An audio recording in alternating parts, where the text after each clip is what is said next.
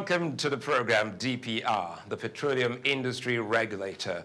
Our topic today has to do with the newest technology in human history, the ICT, simply known as Information and Communication Technology. Now, the Department of Petroleum Resources adaptation of this technology has tremendously improved their monitoring and inspection of the oil and gas industry. Today, every molecule of crude oil and gas produced in Nigeria is virtually accounted for. Well, if you want to know how, you stay tuned to the program. First, the tidbits and the world of oil and gas. I'm Sulaiman Alede. Welcome to the program. The Vice President, Professor Yemi Osinbajo, said that the present administration is unequivocally committed to the passage of the Petroleum Industry Governance Bill, PIGB, as the administration is working closely with the National Assembly to ensure the bill's passage. The Vice President, who was represented by the Minister of State for Petroleum Resources, Dr. Emmanuel Ibekachiku, made a comment in Lagos at the 18th Biennial International Department of Petroleum Resources Health, Safety and Environment Conference. The Vice President said while there have been varied reactions to Mr. President's recent decision to return the bill to the National Assembly for slight amendment, the Buhari administration is committed to its passage. The reforms proposed in PIGB reflect our collective desire to entrench transparency and sustainability of oil and gas operations in Nigeria, to enable the country finally to realize the full potential of the hydrocarbon resources. Professor Osinbajo also said that resolving the security challenges in the Niger Delta remains paramount to this administration as it seeks to create a peaceful business climate that will attract investors, that will also bring massive development to the oil-producing communities. While the government is fully sensitive to the genuine agitations of the host communities for greater participation in and control of our gas resources, oil and gas resources, the law and order element to the problem has to be tackled head-on to allow for peaceful business environment. Vice President Osinbajo seized the opportunity of the gathering of environmental experts to announce the commencement of the cleanup of impacted oil spill sites in the Niger Delta. He also launched a new edition of the Environmental Guidelines and Standards for the petroleum industry. The Department of Petroleum Resources has taken another giant leap with the launch of its Value Monitoring and Benchmarking Fiscal Payment Administration System digital platform, as well as the 2017 NOGE report. At the launch, which took place in Lagos, southwest of Nigeria recently, the director of DPR, Mr. Mordecai Ladan, represented by the head upstream sector DPR, Mrs. Pat Massey, expressed delight that DPR is operating actively on a digital platform, which is the new normal. Now, she said the VMB as a digital platform would be of immense benefits to DPR and the nation at large. Mrs. Funke Odunuga, who retired as DPR head of planning on the day of the launch, stated that the objectives of VMB include promoting transparency and predictability through cost evaluation, benchmarking of assets development and operations data. She added that the Fiscal Payment Administration, FISPAS, will equally make payment much easier and faster, while NOGE is designed to enhance the Ease of Doing Business Index. The event was attended by DPR staff, stakeholders in the oil and gas industry, as well as members of the public. This is a special announcement from the Department of Petroleum Resources. Do not keep petrol in jerrycans inside your rooms. Ensure that it is kept well outside the living environment and away from children. Avoid using your cell phone in petrol filling stations during refueling of your car. It can cause spark and ignite fire. Do not smoke or use naked light where petrol is being stored or sold. Turn off your car engine at filling station when buying fuel in your tank. Avoid filling your generating set with petrol when the engine is still running. Always ensure that the engine is switched off. Ensure that when pouring petrol into a container, it is done in a ventilated area and in safe manner. For more information, visit the nearest DPR office or our website www.dpr.gov.ng.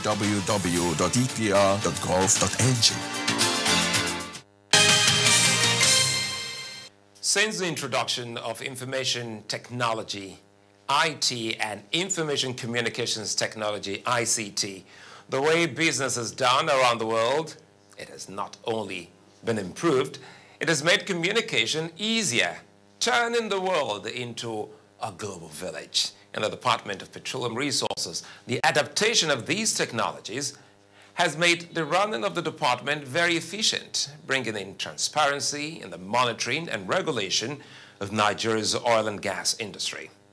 In this special report, we present the adaptation and deployment of the technology in the Department of Petroleum Resources.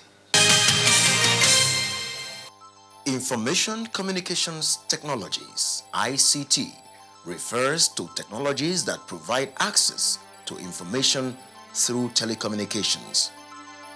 It is similar to information technology, IT, but focuses primarily on communication technologies.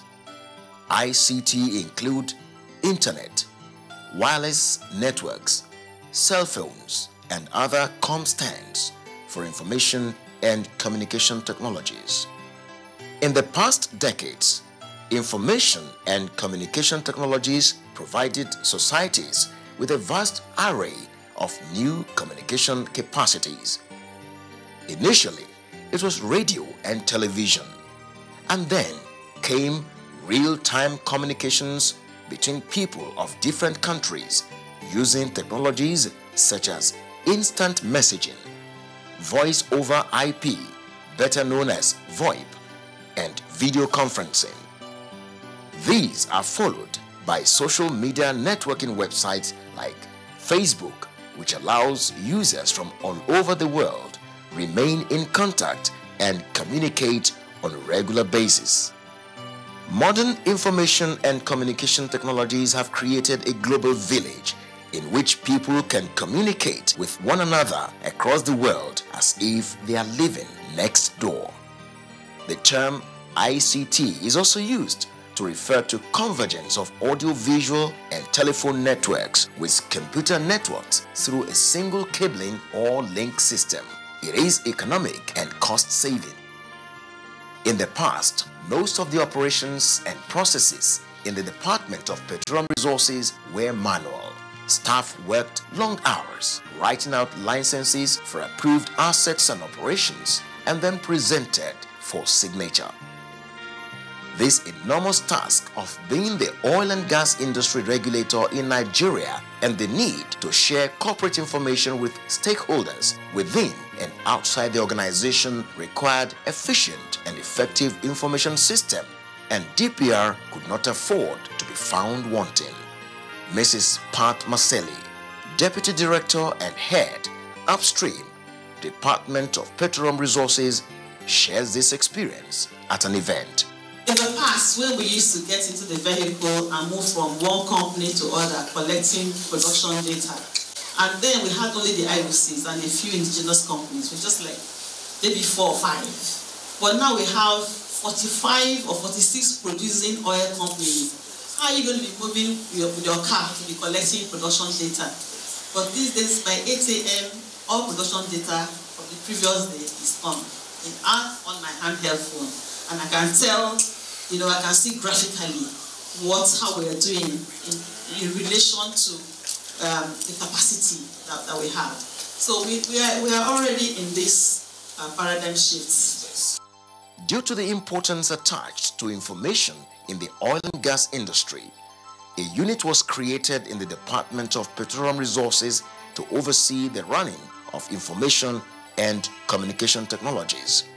It is called the ICT branch, an affiliate or branch of the Engineering and Standards Division of the department.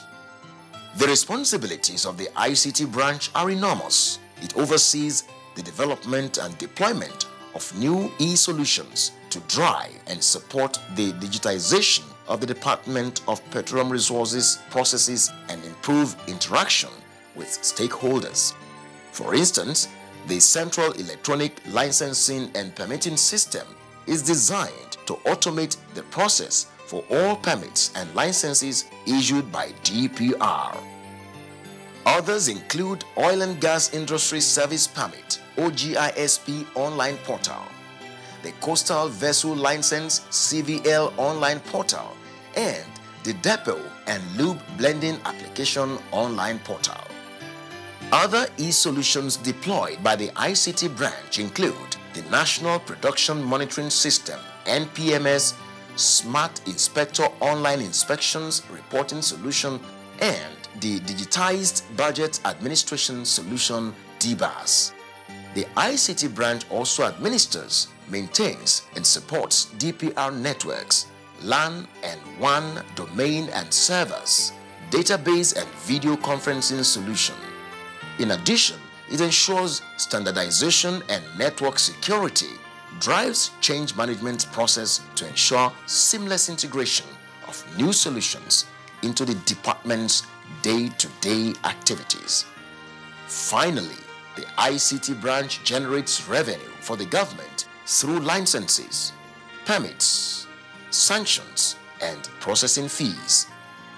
Against these backdrops, the deployment of ICT, which started in the early 1980s, has significantly impacted on the organization's performance and service delivery, as evidenced by the provisions of these benefits: improved turnaround time for processing approvals, permits and licenses, availability of up-to-date information for investors and the public, enhanced monitoring of upstream and downstream activities in the oil and gas industry in effective and efficient manner.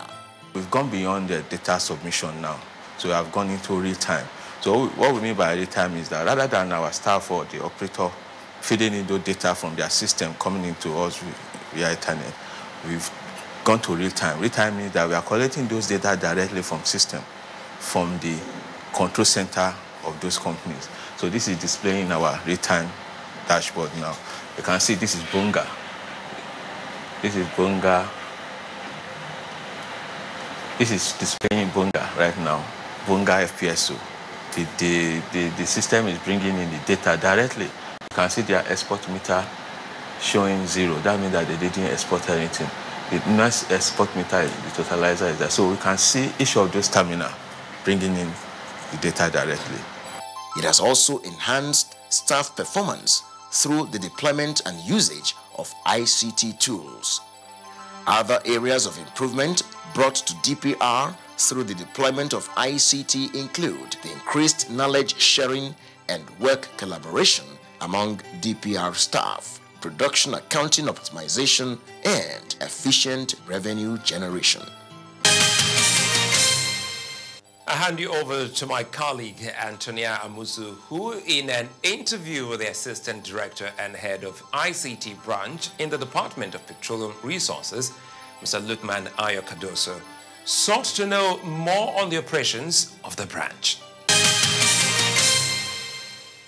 Today we will be talking with Mr. Ayorinde Cardoso. He's the Assistant Director of ICT in the Department of Petroleum Resources.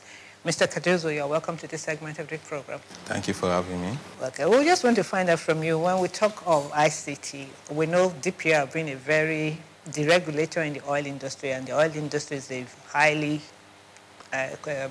what would you say, ICT, and what a view that for you to operate. How is ICT in DPR, right?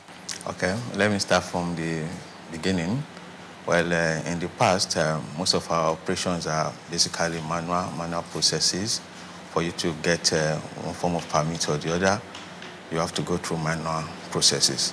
But as at DPR today, we've deployed ICT in order to enhance our capability to perform those functions. And most of what we have been able to achieve through the development of ICT is that we've improved turnaround maintenance for processing of approval and permits, availability of up-to-date information for investors and public, and enhancement of monitoring of upstream and downstream activities in the oil and gas sector, and in an effective and efficient manner. We also enhanced staff capability through development and usage of ICT tools. We've increased knowledge sharing and work collaboration among staff of the department. Also, we've been able to do production accounting optimization and also efficient revenue generation through the ICT. You said in the past you were not too ICT driven. How recently did ICT come into DPR? I would say in the early 80s. Oh, okay. But we keep on updating our process. Okay. So as the arrowhead of the ICT unit in DPR, what do you really do? Okay, my key role and responsibility is to accelerate digitalization, just as you asked. ICT has always been around, but now a lot of innovation are around as well. So we need to enhance digital processes. We also need to enhance communication. We are spread all over the Federation, so we need to enhance our communication between our offices.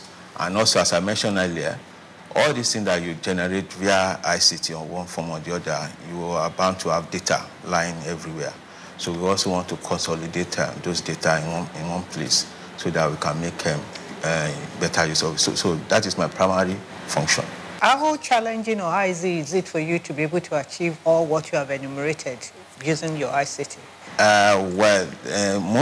The critical challenge is acceptance and adoption by people. Technology they are bound, but people are selective.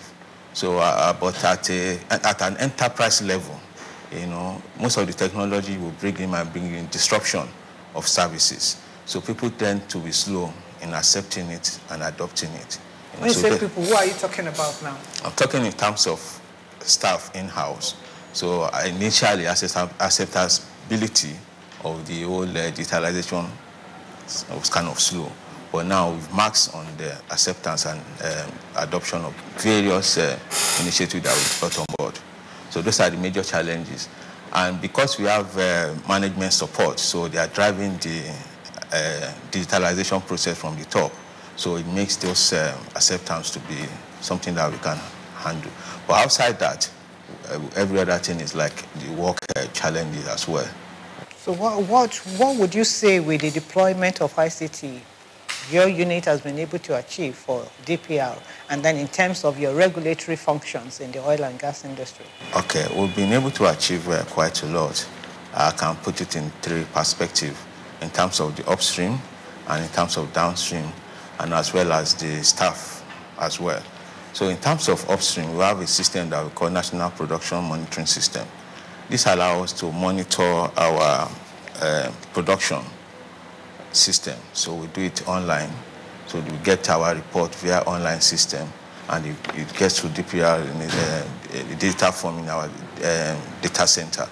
I'm going to explain a bit about it. You can see it as the background. So the NPMS allows us to kind of get those production figures from the operators, right from their offices. We get all those activities they are doing in terms of production, it gets down to us. Also at our terminal as well, we have our own men. Terminal means that where we have the crude oil lifting. So we also get data from those ones from our staff to send it down to us. So all those ones is being facilitated by a system we call National Production Monitoring System.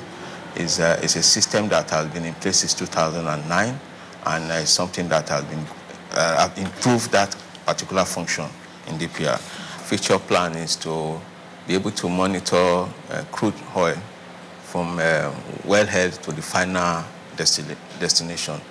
The Honorable Minister of Petroleum Resources is very keen on this. I want us to be able to track the crude from the wellhead down to the final destination. So based on that, we are subscribing to a service. It's not new, it's already existing. The banks and abroad, they use it for financial purposes to track cargoes and everything. So they track all manners of cargoes. But we are interested in tracking crude oil and gas. So we are subscribing to it. So it is technology we hope to adopt this year if we have budget approval. For the downstream sector, all the processes of getting approval in the past is all manual. But we've been able to do a solution we call the automated downstream system that kind of put all the permitting issue and approval online. People can just apply for their permit and all that, and they get processed. And it has improved the turnaround of the kind of licenses that we're able to process one way or the other. So that has also improved generation of fund to the system. Also, in terms, those are for upstream and downstream. Then in terms of staff work productivity tools, we went massively into cloud computing, which allows our people to be able to work anywhere. So we have what we call a collaborative suite, which allows our staff to work. We are in the cloud.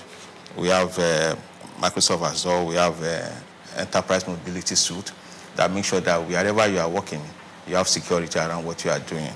In reality, because quite often we hear a lot of this thing, when you want to do passport, when you want to do this, they tell you don't need to come to our office, you have to do everything online. But in reality, sometimes these things really don't work out that way. Are you telling us that yours work as it should? Yes, madam. If you log on to our website today and you want to apply for permits, you will see it, you can apply for it online. And once the documents are intact, under 72 hours, you get your permit. And you don't need to come. We have the emphasize paper permit. All we need to do is that once we grant the permit, your permit will have a serial number that makes it authentic. Even the people that want to use that permit, they don't need the paper. They also have access to the portal. They can log on and put your serial number there, and once they confirm that the permit is okay. So you don't need to really visit us, and you pay all the payment online. That's it. So we also have what we call a smart inspector for our staff. That we do a lot of surveillance inspection. So people go out, and when they come back and write their report for their bosses. But we have a solution that is a phone app that we call Smart Inspector. Once you get to the place you want to inspect, you carry out your inspection activities. All you need to do is to write your report on the spot. And as you are posting your report with the geo coordinate, it gets to your boss on the table. It can see what you have done, and it can act on it before you come back to the office. And if it needs for you to do further thing, it can alert you based on the report you have sent right from the field. So we call that Smart Inspector. I've mentioned the issue of teleconferencing that we've done, and also we are bombarded every day with visitors and all that. Now we have been able to digitalize the way our visitor comes in. We have what we call iVisit, so that we can capture as our visitors are coming in and to know which floor and where they are going. And it's not only in Lagos, all over the Federation. And this is synchronized on the cloud. We can know the number of people that come to head office today. We can know how many people visited the cardinal office. So these are just pulling data for that we can use in future. So then also we also improve on our website. Our website is very dynamic and is a landing page for most of the activities that we are doing. If you want to apply for one form of permit or the other, you need to go to the website. So we made the website to be very dynamic and very interactive to people. Would you say, or do you still have more to talk about before I go to the next question? Okay. Well, there are not much anyway. I just want to mention that we are also TSA compliant. We are one of the very few people that when compliant, when the federal government said all your payments must go through TSA platform. I want to find out, from the feedback you get from those you are interfacing with, would you say your ICT is where it should be, or there's still room for improvement?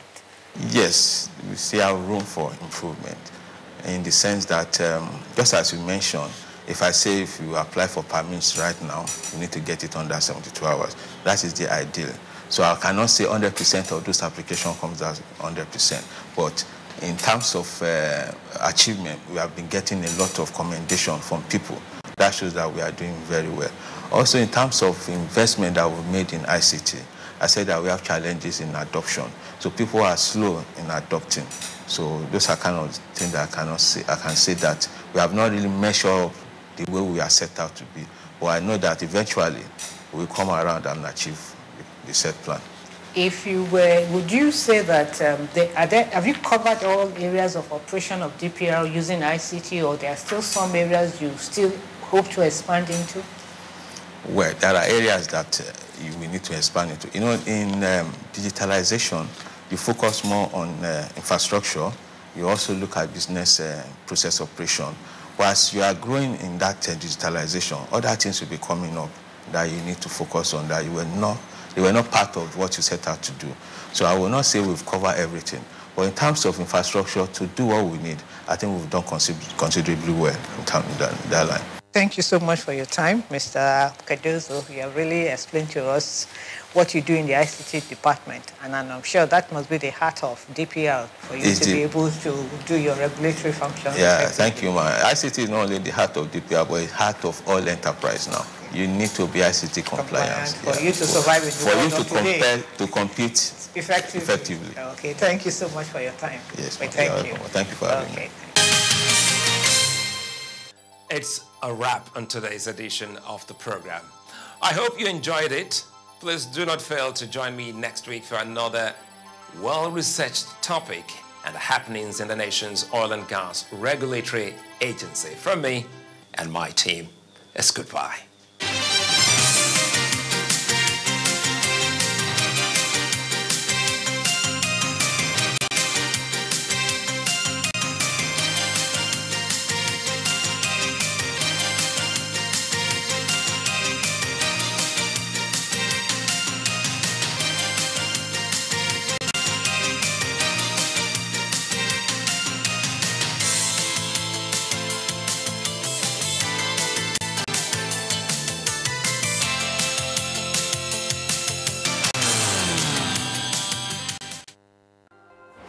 I am Alioha Emmanuel Nhechinaice. I'm from Imo State. My husband is from Abia State. I reside here in Ijebode, Ogun State, in Irenwo community. I've been a cassava farmer, and I noticed there is no much money in cassava farming alone. So when I heard about Empower program, I applied for it, and they gave me the opportunity to be part of it. It was from Empower program that I learned how to process cassava tubers to cassava fufu flour. This Empower program is the best thing that happened to me within these 2 years. I've really learned a lot, and I've really gained a lot from it. It was from my stipend that I bought my equipment that I'm using to process cassava flour today. I'm grateful to the federal government for giving us this device. I've really learned a lot from it, from the application and all that.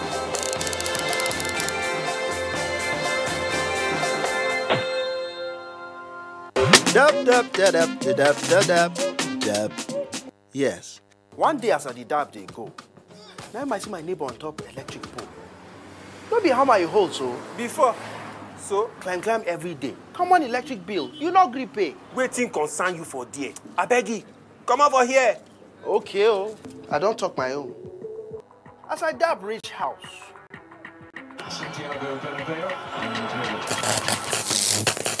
Yay! Fire! Fire! My brand new flat screen. Hold up.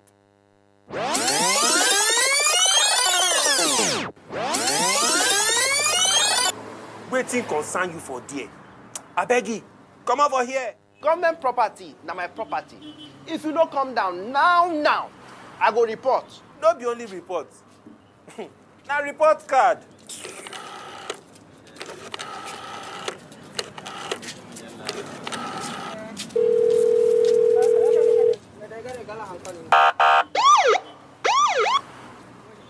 Dab.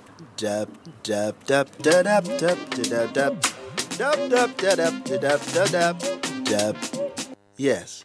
In the beginning was a dream. To the concept of migrating from the analog to the digital system. NTA has 8 network channels. Before then, all our content were competing for one network. As we go on, we are very specialized.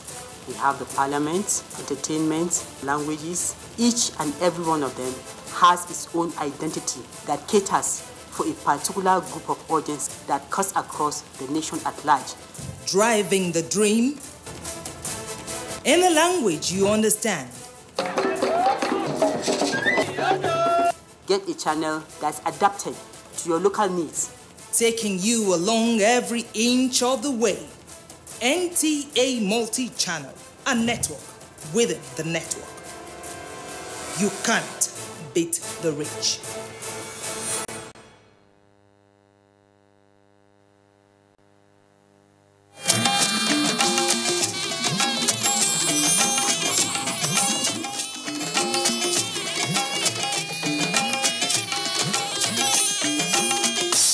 This is the network service of the NTA.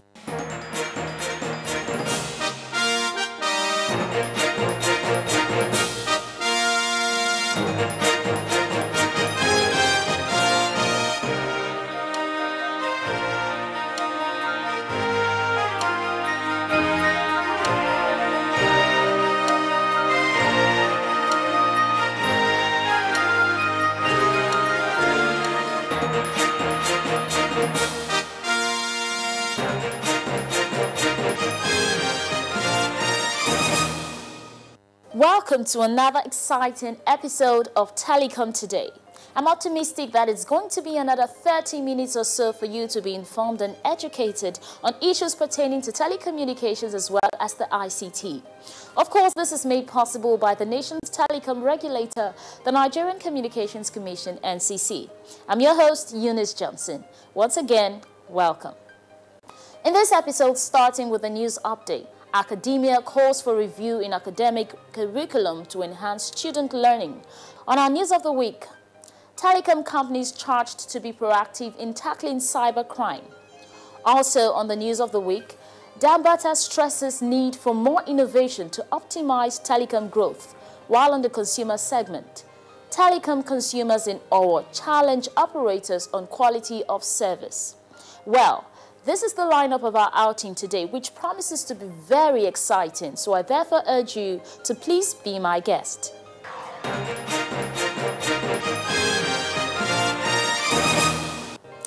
The academia remains dependable partners in all facets of economic growth, and for Nigerian academic institutions to be at par with evolving development in the Western world, there is a need for urgent review of the current academic curriculum. These were the views expressed by the academia and key stakeholders at the Roundtable Forum for the Southeast region held at the University of Nigeria, Nsukka in Enugu State. There is no doubt that curriculum review in any learning institution is a necessity to help keep up with current advancement and growth in the economy and keep abreast with societal changes. At the roundtable with academia, industry and other stakeholders in the Southeast region at the University of Nigeria, Nsukka, organized by the Nigerian Communications Commission, academia and other stakeholders in the industry argued that constant review in curriculum and change in course content would help arm students with the capability to easily adapt after graduation and also help them keep pace with their counterparts in other countries of the world. In a panel discussion on course content development, panelists consisting lecturers, service providers, and other industry resource persons spoke on current academic and industry needs, skill gaps, amongst other things. It is the academia that produces the graduates that's supposed to service the industry.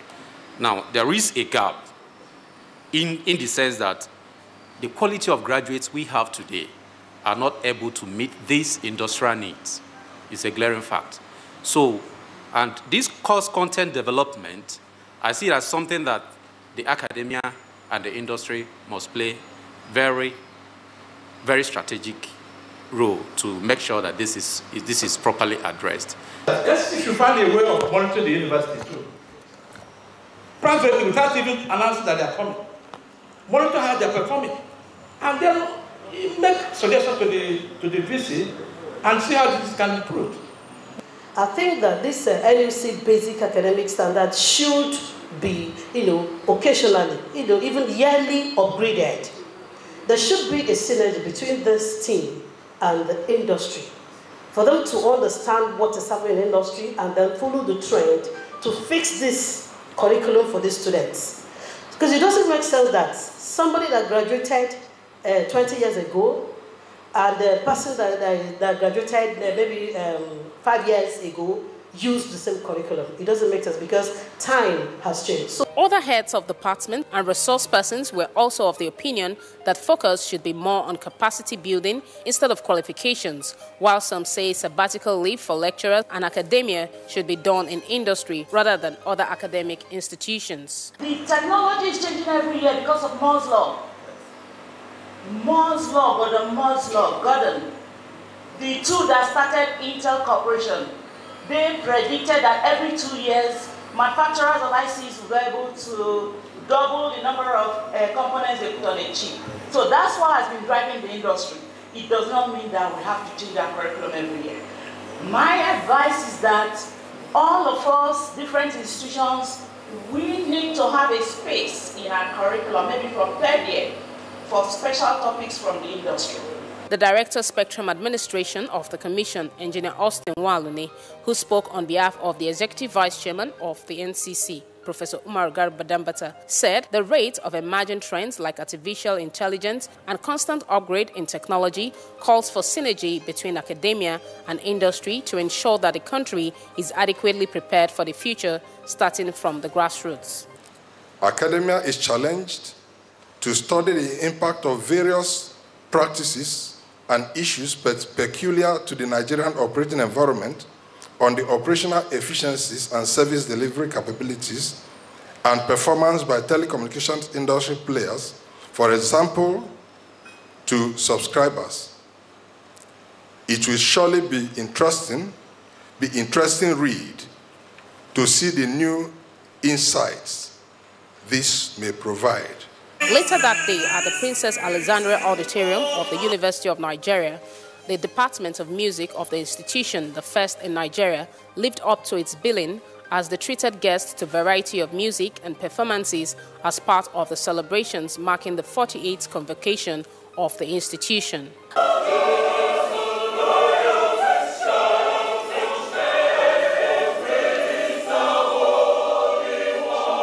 The roundtable meeting with academia, industry and other stakeholders in the Southeast region, which coincides with the 48th convocation of the University of Nigeria, Nsukka, is the fourth of the roundtable synergy with academia. Others have taken place in Abuja, Kano, Lagos and Enugu, respectively. Atinuke Tukura, Telecom Today.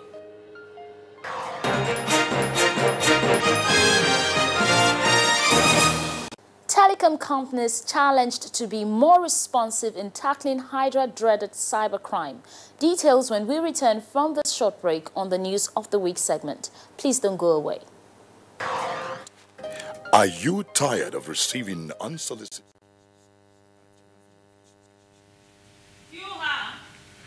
We shall now discontinue with the program Telecom Today. This will enable us to join our outside broadcast for the live event of the opening ceremony of the 19th National Sport Festival in Abuja. Thank you. Particular type of messages. This is the network service of the NTA.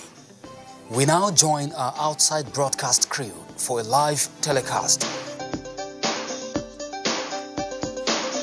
Please stay tuned. Edo, Ekiti, Enugu, Gombe, Imo, Jigawa, Kaduna, Kano, Katsina, Kebbi. Not forgetting Kogi, Kwara, Lagos, Nasarawa, Niger, Ogun, Ondo, Osun, Oyo, Plateau, Rivers, Sokoto, Taraba, Yobe, Zamfara, and the FCT. That's the order for the march pass. And I'm very much sure they're ready because the ministers are already waiting to take your salute.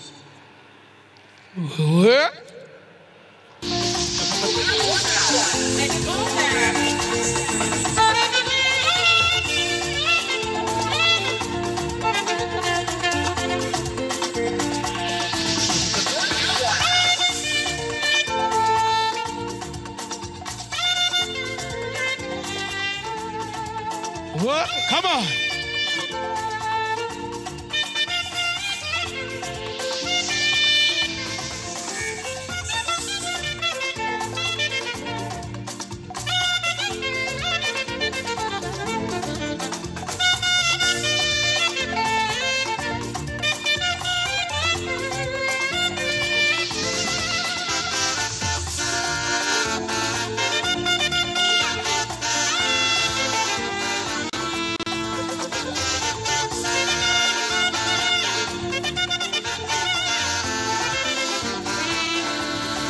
Thank you, please. Can we start with Abia?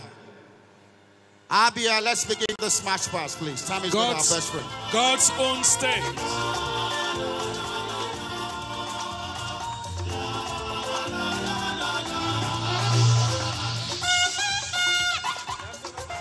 All right, Adamawa.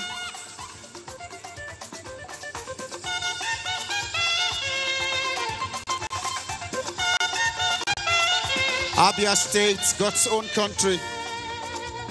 from the southeast Nigeria.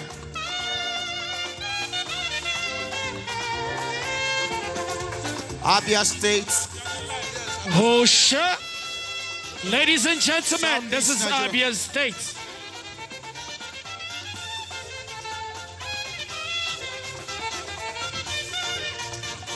The match pass has started, please. Can we now?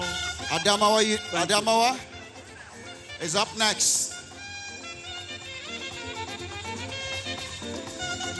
Please make some noise. This is Akwa Ibom State. Make some noise. Hello there, and thank you for joining us live at the main bowl of the Abuja National Stadium this evening, December the 6th, 2018, where, of course, it's been a beehive of activities since afternoon till this very moment.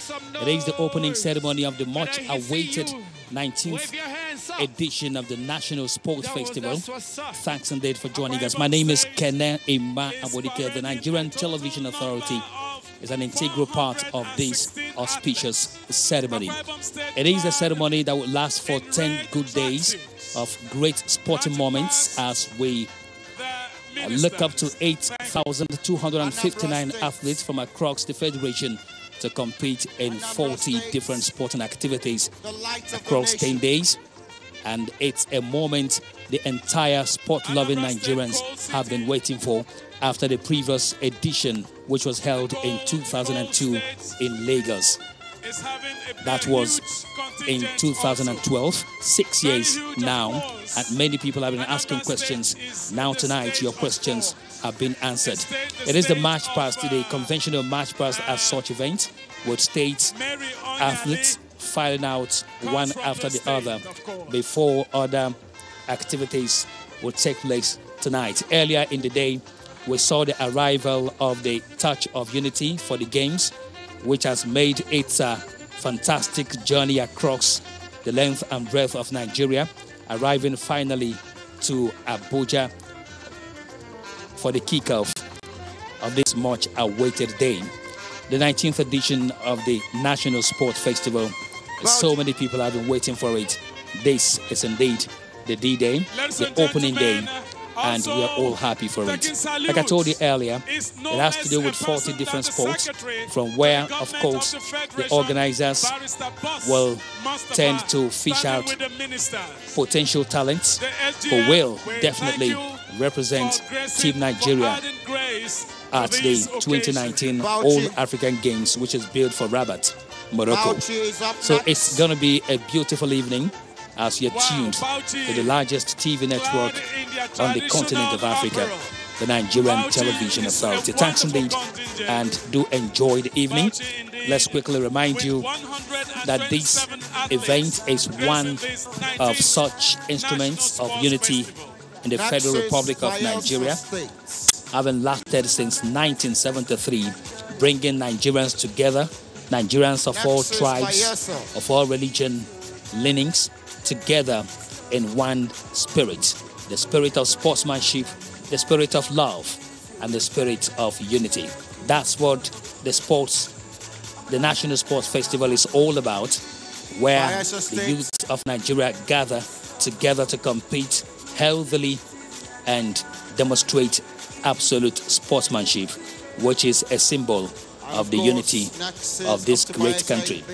So Abuja is hosting, after so many years of decision, meetings upon meetings, and finally the games will be domesticated in Abuja until at such a time when states begin to demonstrate sufficient capacity to host the games in the future. But for now, after the MOU that was signed by partners, the National Sports Festival, at least for 10 years, will go hand in hand with the Ministry of Youth and Sports Development and other partners for the next 10 years to ensure that we do not experience such the kind of breaks we've seen in the series. This is the 19th edition, and like you know, it has happened across states, with so many states hosting in the past, and it is one festival the entire nation looks forward to. We'll quickly remind you that the first edition was held in Lagos in 1973. 2 years after that, in 1975, Lagos State also hosted it to the admiration of all. And by the third edition, it was Kaduna in 1977. And the fourth edition, Oliole in 1979. You can see behind is the we equally had one later on in Bendel in 1981. Kwara State also took it up in 1985. River State 88. Lagos again in 1989. That is the 8th edition. The 9th edition was held in Bauchi in 91. 96 saw the games move to Makudi, and that was the 10th. The 11th was in Imo State in 1998. Bauchi again hosted in 2000, while Edo State took it up in 2002. Before Abuja had a feel of it in 2004, and then the Getaway Games in 2006. And in 2009, it was Kaduna, known as Kada Games. And, of course, the Garden City Games in 2011 in River State, Port Harcourt to be precise. Echo 2012 was in Lagos, the 18th edition. And here we are, ladies and gentlemen, 6 years after Echo 2012. Abuja is the destination. Sportsmen and women and athletes, officials at all, are all happy for this evening, signaling the beginning of a much-awaited showpiece, the highest, the flagship in Nigeria's sporting fiesta, the 19th National Sports Festival. One great moment many people have awaited, and we are glad we are all here. I'd like to tell you that the sports that you'll be witnessing across board, some of which will be coming up live on the NTA Sports Channel, Channel 270 on the Star Times decoder. Within 10 days, we will be up and doing with so many games live on our channel, while we hope to also fill you in with the update and highlights as far as the 19th National Sports Festival is concerned. I did tell you that it is a moment that many people have been waiting for, and for those of you who are also coming to the Federal Capital Territory for the first time, it could also afford you the opportunity to enjoy some tourist sites. You could also visit the National Stadium Complex itself, where we are right now. The main bowl is where we are right now. The Abuja National Stadium has two packages. Package A, which houses the main bowl, where football is done particularly or played. And then, of course, athletics, the tarmacs, you can see where the match past is going on right now. And then you move over to the package B section, where the entire sporting events are held, from swimming to volleyball to basketball, all of them, handball and the rest of them, gymnastics, table tennis, tennis, squash. Those are the games you will be enjoying at the package B session. But let me also remind you that for cycling, you could also come over to the package A section, straight to the velodrome, and catch some cycling action. Of course, for visitors to Abuja this time around, you could visit the National Stadium, like I said earlier. If you take a good walk down, you could see the Zuma Rock around Zuba. The Aso Rock seat of government is one major attraction, while the Abuja International Conference Center will actually hold you in great awe. Transcorp Hilton Hotel, Sheraton Hotel and Towers, the Abuja National Christian Center, the Abuja Cultural Village, Wonderland, Abuja National Mosque, Abuja Zoological Gardens, Gorara Falls, Sheep House, National Assembly Complex, and many more await your visit for sightseeing here in Abuja.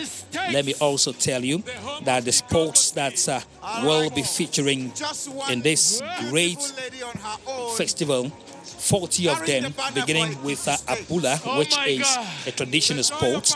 Of course, we have athletics. We'll also play Ayo in this one. Badminton is part of it. Basketball, boxing, canoeing, chess, cricket, cycling, dambe, football, of course, the king, golf, gymnastics, handball, hockey, judo, karate, kickboxing, Kokawa, Kung Fu, Langa, Para Athletics, Para Soccer, Para Swimming, Para Table Tennis, Powerlifting, Scrabble, Squash, Swimming, Table Tennis, Taekwondo, Tennis, Volleyball, Weightlifting, Wheelchair Tennis, Wrestling, Beach Volleyball, Deaf Athletics, and of course, Deaf Table Tennis. All these 40 sports are waiting you to come and enjoy them in the course of the 10 days beginning from tonight, December 6th. 2018. This is part of activities taking us to the end of the year, the beautiful year 2018. And of course, the athletes are here to make a statement after 6 years of missing the National Sports Festival, which would have afforded them the opportunity to showcase their talents and be known nationally and internationally. But it is never too late. The athletes are very ready to showcase themselves here in Abuja, as the entire 36 states of the Federation plus the Federal Capital Territory converge on Abuja to begin hostilities in 40 different sporting activities. It is a handful, and it promises to be quite interesting as events unfold. So the march past is still on as we await other items on the schedule for tonight. Of course, the Honorable Minister of Youth and Sports Development, as well as his counterparts and the Federal Capital Territory will have a word or two to share with the audience here tonight, and indeed the entire Nigerians who are watching it live on the NTA. It is a great moment that many Nigerians have actually awaited. Tonight is indeed awesome. Thanks indeed for joining us. Let's enjoy the night together. Sure. Can you make that noise once more? Make that noise once more. City of Excellence. 100. Come on. 45. Oh, Shaku. Oh, contingents. Oh, for show. Oh, for show. Up next, ladies and gentlemen, is Niger State. Ladies and gentlemen, Niger State. Niger State. The power state. Yes, indeed. Niger State, the power state. Our neighboring state to the FCT. Niger State. Lagos State has 405 contingents from Lagos. Oh my God. Gurara Waterfalls. Ogun State is up next. Ladies and gentlemen, guess who else we have? Ogun State, make that noise! Make that noise once more. And up next is Ondo State. Yeah? Ekabo. Ondo State, make that noise. Yes, so. Oh, shit. The Sunshine State of Nigeria. Ondo State. The Sunshine State. What? You don't know? And following Ondo is OYO, Oyo. Oyo State, make that noise. Come on. Oyo what sign? The cultural capital of Yoruba land. Yes, indeed. Where you have the Oni of Ife and the rest of them, the cultural capital of Yoruba land. Oyo State. Oyo State. The cradles of university education in the country. And from the highland, Plateau, Jos. Oh, shit! Plateau State of Nigeria. Please, Plateau State, make that noise. The home of tourism. Plateau State, the home of tourism. Come on. The cool city of York. Yeah. Come on. The state of the Honorable Minister of Sports. This is the home of the Honorable Minister of Sports, Solomon Dalon. Minister of Sports, you are not disappointed. On another form at all. Oh, shit. Plateau State.